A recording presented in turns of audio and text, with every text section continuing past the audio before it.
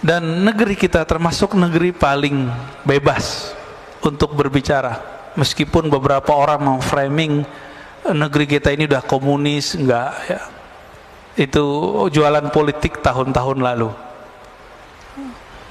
Negeri kita diktator, lebih diktator Saudi lah ya, lebih diktator Turki Pak, yang antum puji-puji setiap hari presidennya. Itu ada yang mengkritik langsung dihabisin oleh presiden Turki.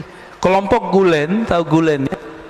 Fatwa Gulen itu mencoba mengekspos korupsi. Menurut mereka ini temuan korupsi. Setelah 3 bulan itu temuan itu hilang dari situs mereka. Habis itu terjadi pergerakan, kita nggak tahu siapa yang berbuat. Terjadilah pemberontakan. 2.000 orang berontak, yang ditangkap lebih dari 20.000. Coba kalau orang-orang begitu ada di Indonesia, dibiarin aja Pak. Orang-orang kayak Gulen ada di Indonesia, dibiarkan ya. Apalagi di Saudi. Di Saudi boro-boro Pak, orang buat pengajian ngaji hikam begini dilarang. Ngaji hikam kita dilarang Pak sekarang. Gak usah ngaji hikam, buat pengajian selain di tempat yang resmi itu dilarang. Maka bersyukur hidup di negeri kita ini. Jangan ngeluh terus tiap hari dapat berita-berita jelek mulu. Coba baca berita baiknya. Belum lagi kita kan merasakan setiap hari kita bergerak bebas. Yang penting jangan menghujat simbol-simbol kenegaraan aja ya.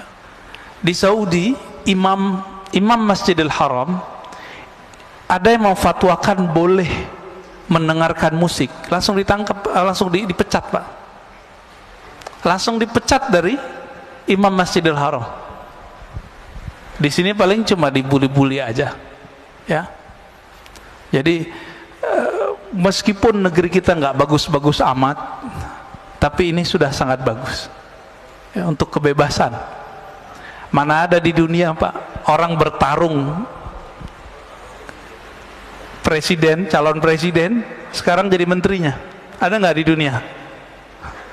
Baru di Indonesia ada. Di Amerika aja nggak ada ya. Di Inggris aja nggak pernah terjadi ya, nggak pernah terjadi.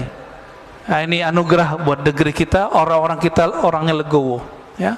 Cuma orang-orang yang kemarin sudah kecuci otaknya itu belum bisa legowo sampai hari ini, masih punya barisan sakit hati. Nah, saya berharap coba deh ya, dibenerin kolbunya, jangan dengerin berita yang jelek terus ya. Dan salah satu hal yang kita syukur tapi juga nggak pantas kita bersyukur, kita bersyukur tenang ya, nggak ada terjadi seperti yang terjadi pada saudara kita Palestina. Tapi nggak pantas kita bersyukur di saat saudara kita sedang susah. Maka jika ada kelebihan, berbagilah untuk mereka ya. Namun berbaginya jangan serampangan, berbagilah dengan cara yang taqi, cara yang hati-hati.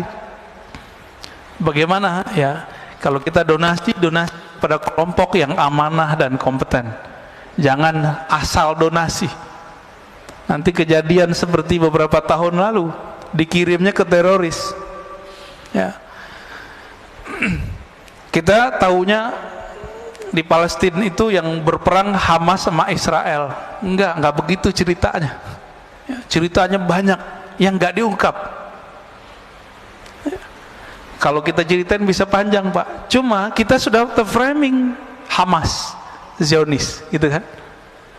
Tapi kalau Bapak bisa melihat berita-berita berbahasa Arab, berbahasa Inggris, bahasa Perancis, itu nanti kelihatan bahwa ada kelompok Yahudi disebut bahasa Arabnya al-Yahud al-Usuli.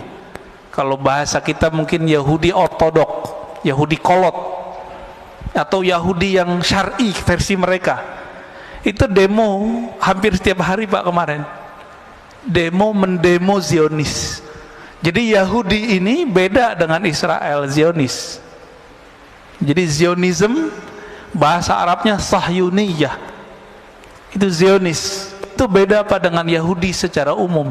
Itu sebabnya Rasulullah tidak mempermasalahkan dirinya menikah dengan seorang perempuan anak pemimpin Yahudi, karena Yahudi itu sendiri tidak ada masalah. Yang masalah itu kalau sudah ada alif lamnya ini, Zionis, Yahudi yang berideologi Zionis. Mereka lah penjajah di dunia. Tapi karena mereka sekarang punya media, punya kekuatan ekonomi, punya senjata-senjata yang canggih, ya mereka yang nguasain, Pak.